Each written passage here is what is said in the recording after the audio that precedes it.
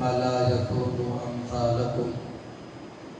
وقال النبي صلى الله عليه وسلم: بدأ الإسلام غريبا وسيعود كما بدأ فطوبى للغرباء، أو كما قال عليه الصلاة والسلام. رب اشرح لي صدري ويسر لي أمري واحلل عقدة من لساني يفقهوا قولي. اللهم صل على سيدنا مولانا محمد في كل كلامنا. صدق اللہ العظیم. محترم معزز سامعین کرام، دوستوں، بزرگوں اور عزیز طلباء، جیسا کہ اس سے پہلے جمعے کے اندر ہمارا عنوان چل رہا تھا کہ اگر دین و ایمان کی ناقدری کرو گے تو چھین لیا جائے گا، اور اس کے ساتھ ساتھ یہ بھی آپ حضرات کے سامنے بیان کیا گیا تھا کہ کس طرح پوری دنیا میں مذہب اسلام پھیل رہا ہے اور دنیا والے کس طرح اسلام کو اپنا رہے ہیں. تو دوستوں، بزرگوں، سب سے پہلے ہم تمام امت مسلمہ اس اللہ کا، اس خالق و مالک کا کتنا بھی شکریہ ادا کریں، چاہے پوری زندگی سجدے میں پڑھ کر اللہ کا شکریہ ادا کریں، چاہے راتوں رات بیدار ہو کر مصلی بچھا کر اس مصلی کو اپنے آنکھوں کے آنسو سے تر کر دیں، اللہ کا شکریہ ادا کریں. یا ہمارا جتنا مال اللہ نے دیا، سارا کا سارا مال اللہ کے راہ میں خرچ کر دیں، شکریہ ادا کریں. تو اللہ کی عزت اور جلالت کی قسم، جو ایمان کی نعمت، جو ایمان کی دولت اللہ تعالیٰ نے، رب ذوالجلال نے مجھے اور آپ کو دیا، اس کا حق ادا نہیں ہو سکتا. تو دوستوں، بزرگوں، ایک تو ایمان لانے کے بعد اس ایمان کے تقاضوں کو پورا کرنا، اور جو فرائض، جو واجبات، جو احکامات اللہ تعالیٰ نے ہمارے لیے نازل فرمائے، اللہ کے رسول حبیب خدا جناب محمد الرسول اللہ صلی اللہ علیہ وسلم نے ہمیں بتایا، سکھایا، اس کے اوپر عمل پیرا ہونا، ان کو ادا کرنا. اس کے ساتھ ساتھ دن کے حصے میں یا رات کے حصے میں کبھی بھی تھوڑا وقت نکال کر اللہ کی نعمتوں پر شکریہ ادا کرنا، خاص کر ایمان کی نعمت پر اللہ کا شکریہ ادا کرنا، بار بار اللہ کا شکریہ ادا کرنا. معلوم نہیں ہماری کس نافرمانی پر، کس ناقدری پر اور کس غفلت پر موت سے پہلے اللہ تعالیٰ ہمارے ایمان کو سلب کر لے، چھین لے. سوائے اللہ کے کوئی نہیں جانتا. لَإِن شَكَرْتُمْ لَأَزِيدَنَّكُمْ وَلَإِن كَفَرْتُمْ إِنَّ عَذَابِي لَشَدِيدٌ. اللہ تعالیٰ کا اصول ہے، جو اللہ کی نعمتوں کی قدردانی کرتا ہے، شکریہ ادا کرتا ہے، تو اللہ تعالیٰ ان نعمتوں میں اور اضافہ فرماتے ہیں. جو اللہ کی نعمتوں کی ناقدری کرتا ہے، ناشکری کرتا ہے، ٹھکراتا ہے، اللہ تعالیٰ نعمتوں کو چھین لیتے ہیں اور اپنے عذاب میں مبتلا کرتے ہیں. تو ایک مسلمان کو چاہیے، ایمان والے کو چاہیے، ویسے تو اللہ کے ان گنت بے شمار نعمتیں ہیں، तमाम नेमतों में सबसे बड़ी नेमत, उन तमाम दौलतों में सबसे बड़ी दौलत वो ईमान की नेमत और ईमान की दौलत है। तो इस पर अल्लाह का वक्तन फ़ौक़तन जब भी मौका मिले, तौफीक मिले, अल्लाह का शुक्रिया अदा करना। क्या अल्लाह मैं तेरे नबी के उम्मत में दाखिल होने, शामिल होने के लायक और काबिल नहीं था, तेरे बंदगी के लायक नहीं था, तेरे घर को आने के लायक और काबिल नहीं था, लेकिन फिर भी तूने ईमान की दौलत अता फरमाई, फिर भी तूने मुझ जैसे जालिम, मुझ जैसे गुनहगार को अपने घर बुलाया, सही हिदायत अता फरमाई, कुरान जैसी दौलत अता फरमाई। ऐ अल्लाह मैं तेरा शुक्रगुजार हूँ। ज़ारो कतार रोए, अल्लाह का शुक्रिया अदा करे। जो भी नेमत मिले अल्लाह की तरफ से, हर नेमत पर अल्लाह का शुक्रिया अदा करना। तो दोस्तों बुजुर्गों, नाशुक्री करें, नाक़दीरी करें, अल्लाह की नेमत का गलत इस्तेमाल करना ये भी नाशुक्री में शुमार होता है। अल्लाह ने माल दिया, उस माल को अपने ऊपर खर्च करें, अपने ज़ात पर खर्च करें, अपने घर पर खर्च करें, बीवी बच्चे माँ बाप की ज़रूरतों पर खर्च करें, खाएं हलाल चीज़ें, पिए हलाल चीज़ें। उसके अलावा हराम चीज़ों में माल को लगाना यह अल्लाह की नाशुक्री है, यह माल की नाशुक्री है। ज़रूरतों पर खर्च करना, बीवी बच्चों के लिए खर्च करना, उनके लिए घर मकान तैयार करना, बना देना, या तकाज़ों को पूरा करना, या कारोबार पर हलाल माल लगाना, खर्च करना। उसके अलावा माल को बचा कर रखना, सेविंग करना, ताकि आइंदा बच्चों का फ्यूचर बने, तालीम पर खर्च हो, शादी ब्याह पर खर्च हो, हज उम्रे के लिए खर्च करने की नौबत आ जाए तो खर्च करे। तो जायज़ तमन्नाओं के लिए, जायज़ कामों को पूरा करने के लिए पैसों को बचा कर रखना, सेविंग करना, इकट्ठा करना, ये इस बात की इजाज़त। उसके अलावा मनमानी खर्च करना, फजूल खर्ची करना, ख्वाहिशात पर उड़ाना, हराम माल के लिए, हराम चीज़ों के लिए माल को खर्च कर देना, यह माल की नाशुक्री। इसी तरह वक्त कम है, मेरा उन्वान कोई और है, तो जो भी चीज़, जो भी नेमत अल्लाह ने हमें अता फरमाया, अपने खजाने गैब से उस नेमत का सही इस्तेमाल करना, यह हकीकत में अल्लाह की शुक्रगुजारी है। अल्लाह ने सेहत अता फरमाया, सेहत की कदरदानी करना, गुनाहों से आंखों को बचाना, कान को बचाना, ज़बान को बचाना, गलत चीज़ों का इस्तेमाल करने से अपने आप को बचाना, ताकि जो जिस्म, जो रूह अल्लाह ने जो जिंदगी अता फरमाई कहीं बीमारियों के हवाले ना हो जाए, अमानत में खयानत ना हो जाए। इस जिस्म की जिंदगी की हिफाजत करना, सेहत की हिफाजत करना, और हर गलत चीज से, हर गलत पानी से या गलत आदतों से बचाना, खान पान से बचाना, ये जरूरी है, या अल्लाह का शुक्रिया अदा करने के बराबर।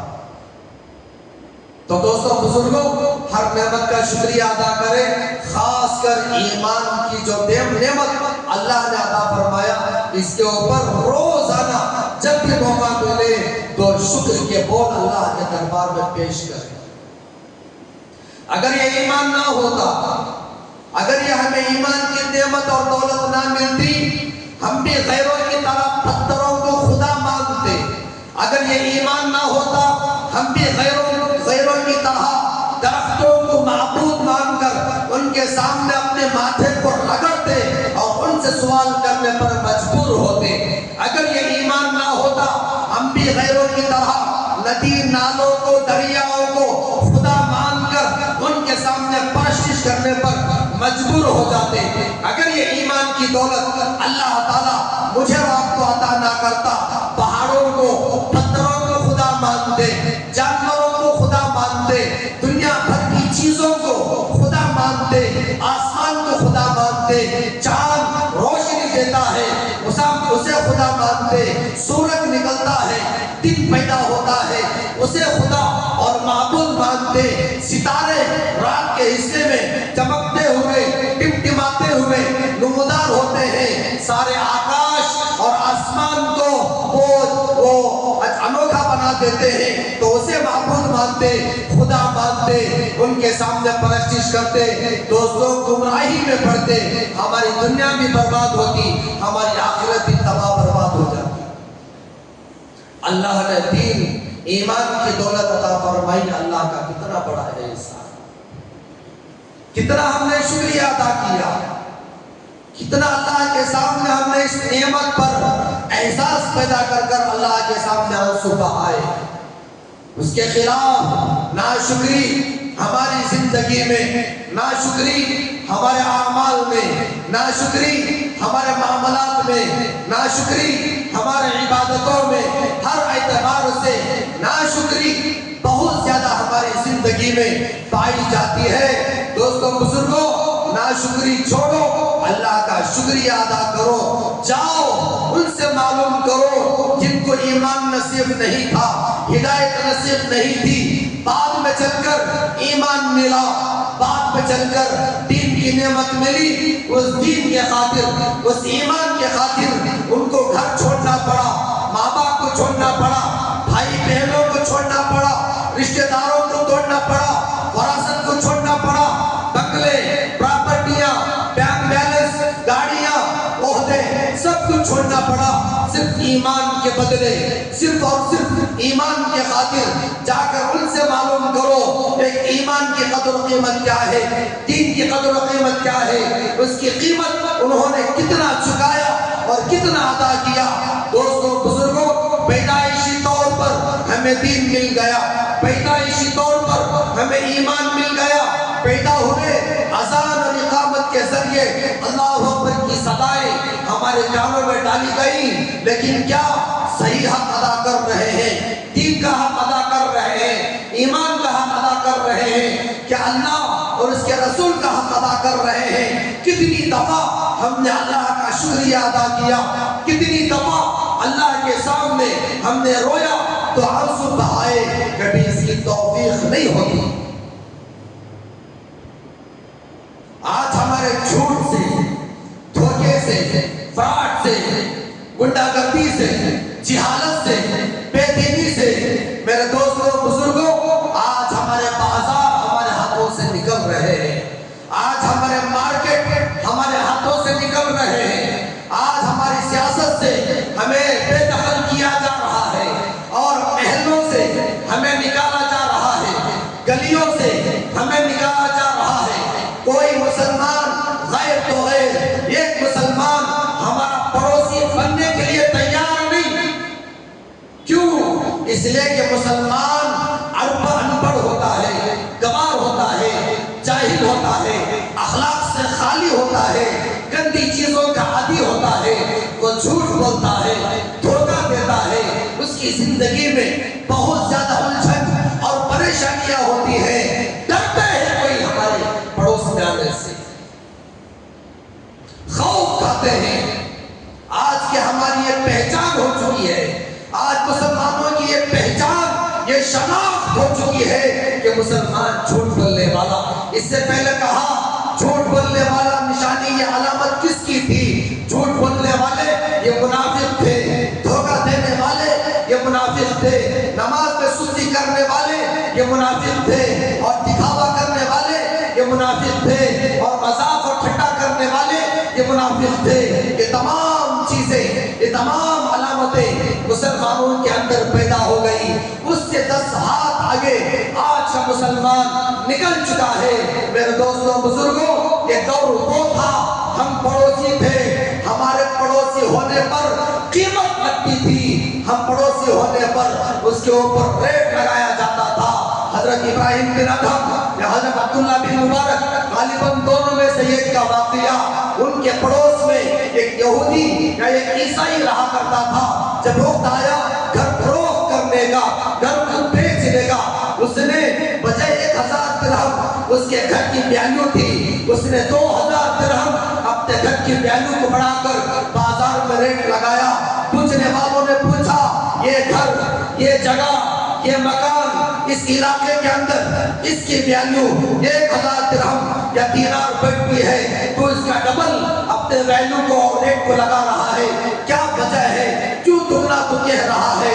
دوستو بزرگوں، وہ غیر مسلم، وہ کافر مشرک وہ کہتا ہے، جواب دیتا ہے ہاں ہاں تو جو کہہ رہا ہے اس گھر کی ویلیو اور قیمت 1000 درہم ہے، 1000 دینار ہے، لیکن 2000 دینار اس وجہ سے میں لگا رہا ہوں کہ 1000 دینار اس گھر کی قیمت ہے، 1000 دینار میرے پڑوس میں رہنے والے حضرت عبداللہ بن مبارک کے گھر کی پڑوسی ہونے کی قیمت ہے.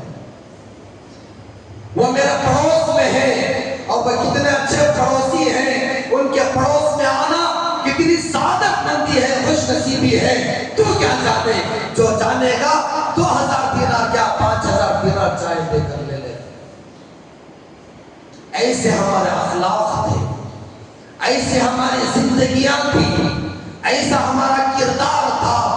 غیر اپنے تو اپنے غیر بھی ہمارے پڑوس سے جدا ہونے پر آنسو بہایا کرتے، ہمارے پڑوس میں آنے کے لیے قیمتیں ادا کر کر کر ہمارے پڑوس میں آتے کہ ہمارے پڑوس میں مسلمان ہوگا، ہم امن سے چین سے خوشحال زندگی گزار سکیں گے. آج ہماری پہچان کیا ہے؟ ایک زمانے میں ہماری پہچان کیا تھی، آج ہمارے اخلاق کیسے ہیں؟ ایک زمانے میں ہمارے اخلاق کیسے تھے، آج ہمارا رویہ کیسا، آج ہمارے معاملات کیسے، آج ہمارا لین دین کیسا، آج ہماری زبان کی سچائی کیسی. ایک دور میں ہمارے معاملات کیسے، ایک دور میں ہماری سچائی کیسی، ایک دور میں ہمارے اخلاق کیسے. لوگ ہمارے معاملات کو دیکھ دیکھ کر اسلام کے اندر فوج در فوج، قبیلہ در قبیلہ اسلام کے اندر داخل ہوئے ہیں. اسی سرزمین کی تاریخ اٹھا کر دیکھ لینا، مسلمانوں کے اخلاق کیسے تھے، مسلمانوں کی دینداری کیسے تھی، مسلمانوں کے اعمال کیسے تھے، مسلمانوں کی سچائی کیسے تھی، مسلمانوں کی حیا اور پردہ کیسی تھی.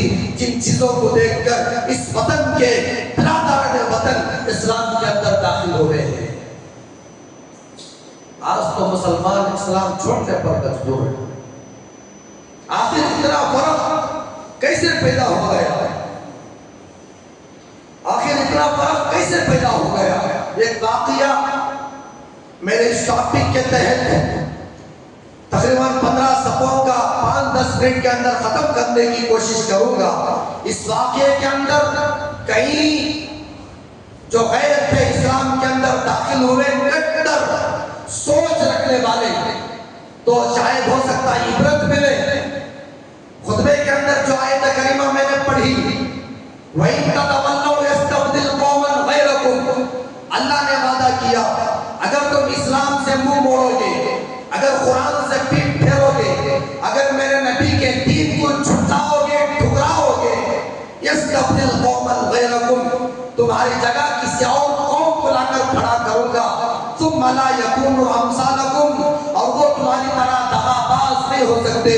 میرے دوستوں بزرگوں، عبداللہ جن کا نام اسلام میں آنے کے بعد اسی شاملی میرٹھ کے رہنے والے جن کا نام دین چندہ ہیر جن کا نام تھا، جب وہ اسلام میں آتے ہیں آپ کے امانت، آپ کی سیوا، ارمغان نسیم ہدایت کے چھوڑ کے جو حضرت مولانا کلیم صدیقی صاحب دامت برکاتہم کی لکھی ہوئی کتابیں جس کے اندر اسلام میں آنے والے نو مسلم کا انٹرویو اور ان کے خیالات اور اسلام میں آنے کا سبب اور ذریعہ اس کے اندر لکھتے ہیں، اس میگزین کو شائع کرتے ہیں. اس کتاب کے اندر ان کا انٹرویو موجود ہے. اگر پڑھ سکتے ہو اتنا فرصت اور وقت ہے آپ کے پاس، جا کر اٹھا کر دیکھو کتنے ایسے ہمارے بھائی جو دین سے ایمان سے محروم تھے، اللہ نے ہدایت عطا فرمائی، اسلام کے اندر داخل ہوئے، اور داخل ہونے پر کیسے ان کے اوپر حالات آئے، کیا کیا مجبوریاں آئی،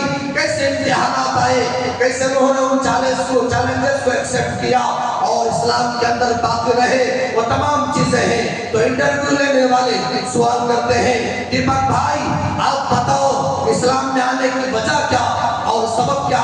انہوں نے کہا کہ میں ایسے خاندان سے تعلق رکھتا تھا جو خاندان کے سردار خاندان تھا، جس خاندان کے اندر میرے باپ دادا میرے بھائی کا کام یہی تھا کہ ہم قتل کرتے، مار دھار کرتے، لوٹ مار کرتے اور خاص کر مسلمانوں سے بڑی نفرت کرتے۔ 1987 کے اس میرٹھ کے فسادات کے اندر میں اور میرا بھائی اپنے رشتہ داروں کی حفاظت کے لیے گئے اور ہم نے اپنے ہاتھوں سے 25 مسلمانوں کو قتل کیا اور مارا۔ ان کا انٹرویو ہے، کوئی کہانی نہیں ہے، کتاب کے اندر کوئی بھی آئے پوچھے کتاب پیش کروں گا۔ انہوں نے اپنی زبان سے یہ تسلیم کیا 25 مسلمانوں کو ہم نے مارا اور کاٹا، اور اس کے بعد ہماری زندگی ایسی تھی مسلمانوں سے نفرت کرنا اور اسی طرح اسلام کو بدنام کرنا، آپس میں عداوتوں کو ڈالنا۔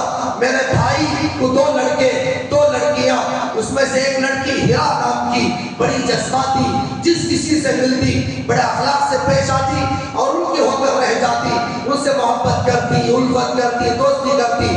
میرے حصے میں کوئی اولاد نہیں تھی، لیکن چونکہ وہ ہیرا 8 سال 8ویں کلاس پاس کیا، پاس کرنے کے بعد ہائی اسکول پڑھنے کا بڑا شوق تھا، اس نے گھر میں نہیں بتایا۔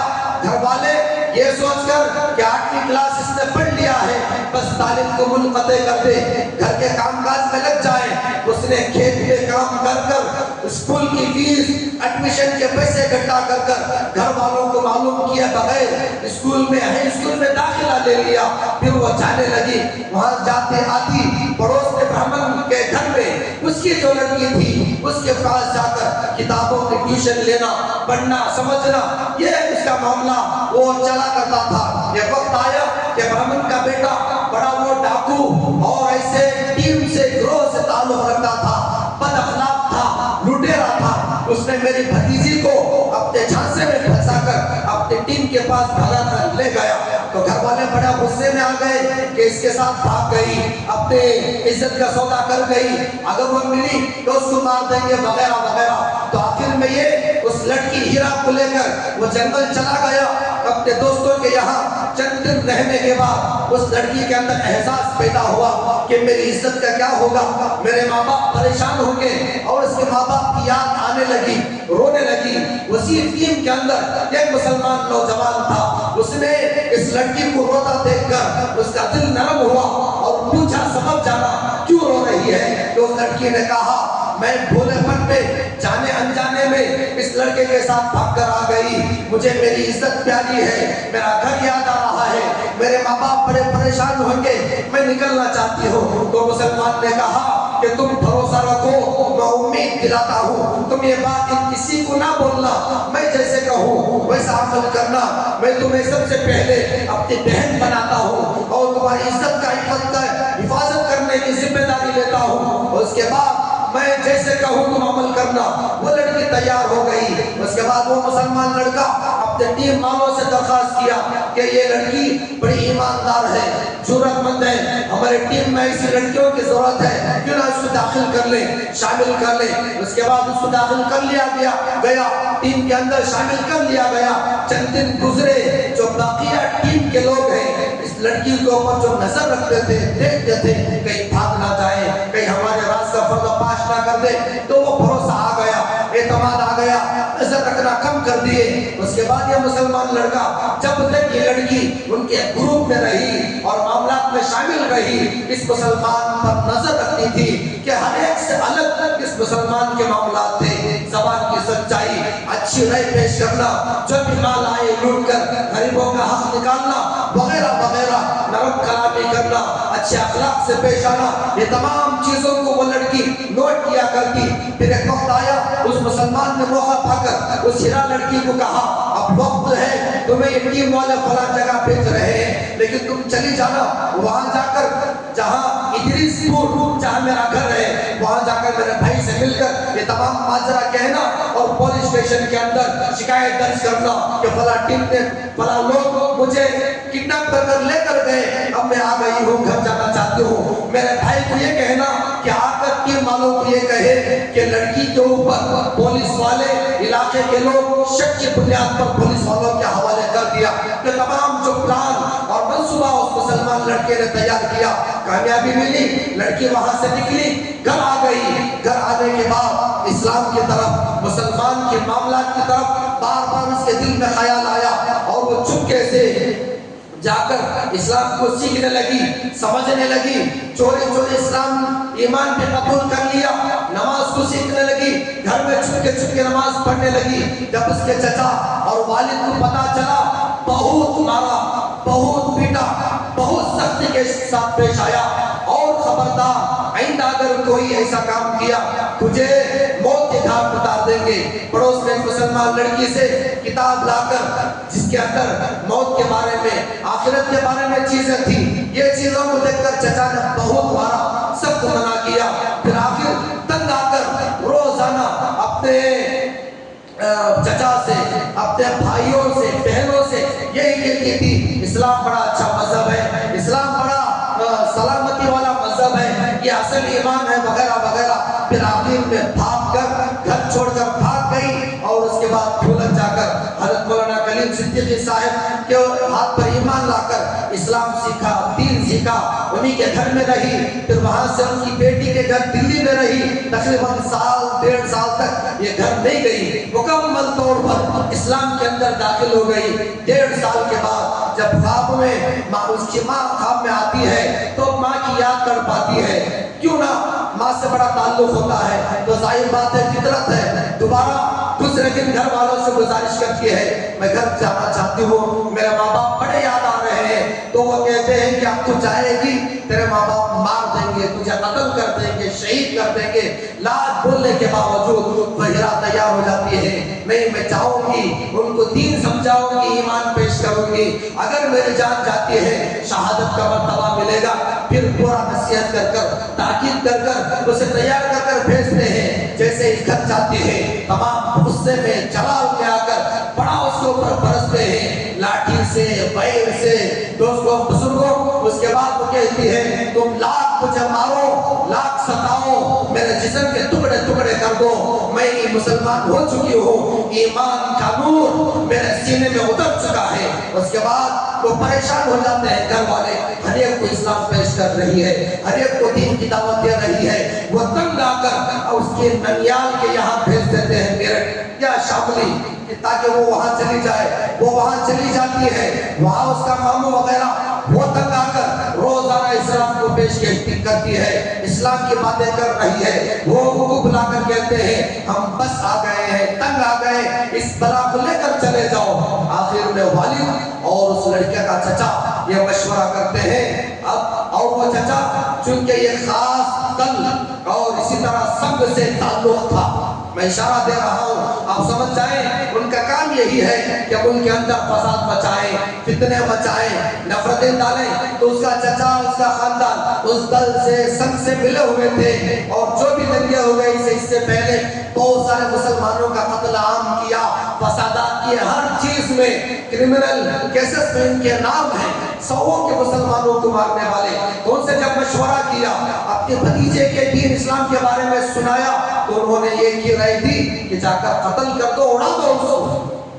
تو انہوں نے سوچا چلو اس کو لاتے ہیں، اور اگر وہ اسلام پہ باقی رہتی ہے تو اس کا کام تمام کر دیں گے۔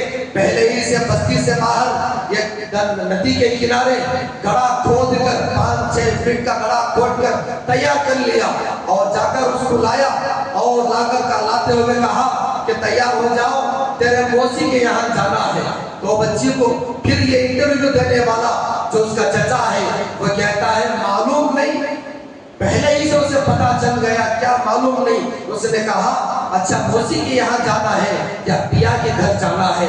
بہت سوری، وہ دلہن کی طرح سور گئی، تیار ہو گئی، اور جب لے کر چلے ہمارا گھر کا راستہ الگ، موسی کے گھر کا راستہ الگ، جو گڑھا کھودتے ہیں جہاں اس کو مار کر دفن کرنا ہے اس کا راستہ الگ۔ جب وہ دو راستے آئے، اپنے موسی کے گھر کو جانے کے بجائے اس راستے کو، جنگل کا راستہ ہم نے طے کیا، باوجود وہ جانتی تھی یہ غلط راستہ ہے، کبھی سوال نہیں کیا، کبھی پوچھا نہیں، پھر وہ جاتی رہی۔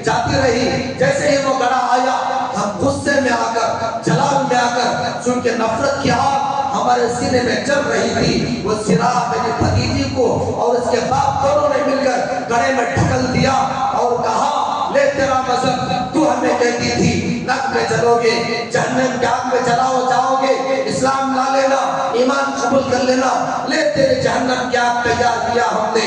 5 लीटर पेट्रोल हमारे हाथ में था, गले में ढकला और उसके ऊपर पेट्रोल डाल दिया और कहा, उसे फिर आग लगा दी। वो जलती हुई हीरा, उसकी आवाज, उसकी पुकार, उसकी चीख आज भी मेरे आंखों में, मेरे कानों में सुनाई देती है। वो इंटरव्यू देते हुए वो रो रहे हैं सारों कतार और कह रहे हैं, मैं ऐसा सालिम इस रोए जमीन पर अपने हाथ से अपने भतीजे को मारने वाला, 100 मुसलमानों को मारने वाला। वो बच्ची कहती थी, ऐ अल्लाह तू मुझे देख रहा है ना, ऐ अल्लाह तू मेरे से मोहब्बत करता है ना, ऐ अल्लाह तू उस हीरा से भी मोहब्बत करता है जो हमारे हीरा में तेरे नबी जहाँ पर ठहरे थे। ऐ अल्लाह मैं जानती हूँ तू इस हीरा से भी मोहब्बत करता है जो इस घड़े में तेरे नाम पर चल रही है। ऐ अल्लाह तू मेरे से मोहब्बत करता है। फिर कहते हैं, पिताजी जलती हुई वो हीरा अपने बाप को कह रही है, अपने चचा को कह रही है, ऐ अब्बू जान, ऐ चचा जान, मौत से पहले जरूर कलमा पढ़ लेना, मौत से पहले जरूर इस्लाम कबूल कर लेना। जल्दी थी। बाप के अंदर थोड़ा दिल नरम हुआ। बाप ने कहा, थोड़ा उसे बचा लो, एक मर्तबा समझा कर देख लो। चचा ने कहा, शर्म नहीं आती, चलो यहाँ से इसको छोड़कर इस धोखेबाज को वहां से निकल गए। फिर वो इंटरव्यू में कहते हैं, हम निकल कर आ रहे थे जोर जोर से, अल्लाहु अकबर, अल्लाहु अकबर, अशहदु अल्ला इलाहा इल्लल्लाह, अशहदु अल्ला इलाहा इल्लल्लाह की आवाज़ें दूर तक सुनाई दे रही थी। हमारी बच्ची जल रही थी, जलते जलते वो कलमे का इकरार कर रही थी। फिर वहां से आया, वहां से आने के बाद मेरा भाई, लड़की का बाप, वो भी बीमार हो गया, बीमार हुआ, मौत के करीब हुआ और उसने कहा कि मैं तो मरने के करीब हूँ, लेकिन मैं मरने के बाद मेरी बच्ची के दिन पर मेरा तमाम जनाजा जो भी है वो मामला करना। उसके बाद चूंकि आखिरी इच्छा थी, आखिरी ख्वाहिश थी, उसका भाई मजबूर था, भाई के आखिरी ख्वाहिश को पूरा करने के लिए पड़ोस में मौलवी साहब को लाकर नाम अब्दुल रहमान रखकर और इस्लाम के मुताबिक उनकी नमाज जनाजा और उसकी तदफीन करता है। उसके बाद जो चचा है जिसका नाम दीदी चंद्रा हीर, इसने सोचा कि पता नहीं किस मुसलमान ने मेरे पूरे खानदान को जादू कर दिया, कोई और कर दिया, जिनके दिल इस्लाम की तरफ माइल हो रहे हैं। तो तांत्रिक जो आमिल होता है उसके पास इलाज के घर से वो जाता है, जाते हुए एक बस में बैठता है, सवार होता है, टाइम खत्म हो रहा है तो वो बस एक मुसलमान की थी। उस बस के अंदर एक नज़म चलती है जिसके अंदर एक बुढ़िया का वाक़या, अल्लाह के नबी अलैहिस्सलाम के साथ जिस वाक़े के अंदर एक बुढ़िया मक्के से निकल रही है, एक बोझ लेकर अल्लाह के नबी देखते हैं, बुढ़ी औरत उस बोझ को उठाई हुई है, अल्लाह के नबी वो बोझ अपने ऊपर ले लेते हैं। रास्ते में जाते हुए मोहम्मद अलैहिस्सलाम को वो गालियां दे रही है, इस नौजवान को नसीहत करती है कि याद रखो इस अरब के अंदर एक मोहम्मद नाम का शख्स आया है, कभी उसकी बातों में ना आना, खुद नबी से कह रही है। उस बुढ़िया को मालूम नहीं था ये तमाम वाक़या एक नज़म की शक्ल में मौजूद है। उस बस के अंदर वो चलता है तो ये शख्स उस तमाम कहानी को सुनता है, थोड़ा इसका दिल बदलता है। जिस तांत्रिक और अमील के पास जाना था ओन के इलाके में झिंझाना उतर जाता है और सोचता है जिस नबी की ये कहानी है, जिस नबी के ये अखलाक है, वो नबी झूठा नहीं हो सकता, जरूर मुझे इस्लाम को सीखना चाहिए, इस्लाम को समझना चाहिए। दोबारा शामली के बस में सवार हो जाता है वापस आने के लिए ताकि इस्लाम को मजीद सीखूं, इस्लाम को जानूं। जिस बस पे दोबारा चढ़ा उस बस के अंदर एक बयान चलता है, पड़ोसी मुल्क के कारी हनीफ साहब रहमतुल्लाह अलैह मौत मरने के बाद के हालात, वो तमाम बयान को सुनता सुनता और भी उसका दिल बदल जाता है। शामली उसका इलाका और स्टॉप आ जाने के बावजूद चूंकि बयान मुकम्मल नहीं होता, मजीद मुजफ्फरनगर की टिकट वो लेता है ताकि बयान को पूरा सुन सकूं।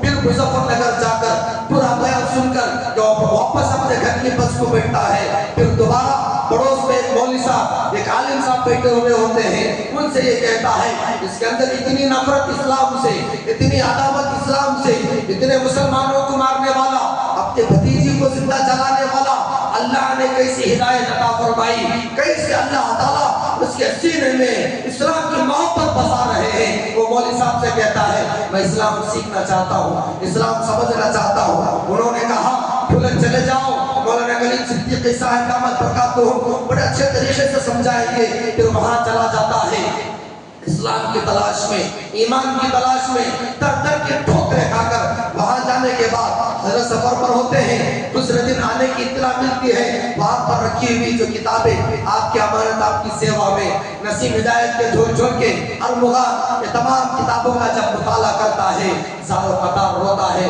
اب حضرت آنے کے بعد اسلام کو سیکھنا سمجھنا نہیں، ڈائریکٹ اس نے کہا میں اسلام قبول کرنا چاہتا ہوں۔ آپ کے آنے سے پہلے ان کتابوں کو پڑھا، یہ کتابیں میری زندگی بدل چکی ہے۔ آپ مجھے اسلام کو سمجھنا نہیں ہے، اسلام کو قبول کرنا ہے، اسلام کا کلمہ پڑھاؤ، سب سے پہلی فرصت میں مجھے مسلمان بناؤ۔ اس کے بعد پھر کہا حضرت پھر بھی میں ڈرتا ہوں، خوف کھاتا ہوں، کیا اللہ کے پاس میرے لیے معافی ہے؟ کیا اللہ کے دربار میں میرے لیے کوئی معافی ہے؟ اتنے مسلمانوں کو مارنے والا، ایسا ظلم اور فساد مچانے والا، حضرت بار بار دلاسا دیتے، تسلی دیتے۔ اسلام لانے کے بعد کفر کی حالت میں جو بھی گناہ کیے اللہ تعالیٰ معاف فرمانے والے ہیں، پھر بھی اس کا دل کو سکون نہیں ملا، سکون نہیں ملا۔ سورہ بروج کے اندر جو اللہ نے آگ پہ چلنے والوں کے بارے میں کہا شاید میں ہی ہو سکتا ہوں، ایسے ایسی چیزیں، پھر حضرت نے کہا چلو اب تک تم نے مسلمانوں کو مارا، اسلام کو نقصان پہنچایا، اس کے بعد پوری زندگی مسلمانوں کی حفاظت کرو، اسلام کی حفاظت کرو۔ اس کے بعد اس کو کلمہ پڑھایا، اور وہ کلمے میں آنے کے بعد کہتے ہیں 2002 کے جو فسادات گجرات کے، وہ ہندو بن کر ان کی ٹیم میں شامل رہتا، پھر جہاں کا پلان بنتا کہ فلاں جگہ جا کر اتنے مسلمان گاؤں کو جلا دینا یا مدرسوں کو جلا دینا، اس سے پہلے اللہ نے ایسا کام لیا اس آدمی سے، عبداللہ نام رکھا گیا، اور جا کر اس قوم کو خالی کرتا، مسلمانوں کو بچا دیتا۔ ایک جگہ کا مدرسہ 400 بچے مدرسے میں پڑھتے تھے، وہ مدرسے کو راتوں رات اڑا دینے کی بات اور پلان ہوئی، لیکن میں راتوں رات جا کر پیچھے کی دیوار سے 400 بچوں کو میں نے بچایا اور حفاظت فرمائی۔ لیکن آج بھی میں سوچتا ہوں شاید وہ زمین پر میرے سے بڑا گنہگار نہیں ہو سکتا، میرے سے بڑا مجرم نہیں ہو سکتا۔ دوستوں بزرگوں، ایسا اور اس کے بعد وہ آنے کے بعد جماعت میں گیا، جماعت میں جا کر آنے کے بعد اپنے گھر کو فروخت کیا، اپنے دو بھتیجے اور ہیرا کی بہن اور اپنی بیوی تمام کو اسلام کے اندر داخل کر دیا، اور اس کے بعد پوری زندگی اسلام کی حالت میں میرے دوستوں گزار رہا ہے، دین کی دعوت میں گزار رہا ہے۔ آج وہ غیر مسلم جو اسلام کے اندر داخل ہو رہے ہیں، ذرہ رائی کے دانے کے برابر اسلام کے احکامات نہیں چھوڑتے، سنت نہیں چھوڑتی، نماز میں غفلت نہیں ہوتی۔ ہم مسلمان ہو کر ہماری زندگی میں دین نہیں رہا، ہماری زندگی میں سنتیں نہیں رہی، ہمارے فرائض باقی نہیں رہے۔ میرے دوستوں بزرگوں، آج بڑی تیزی سے اسلام پھیل رہا ہے۔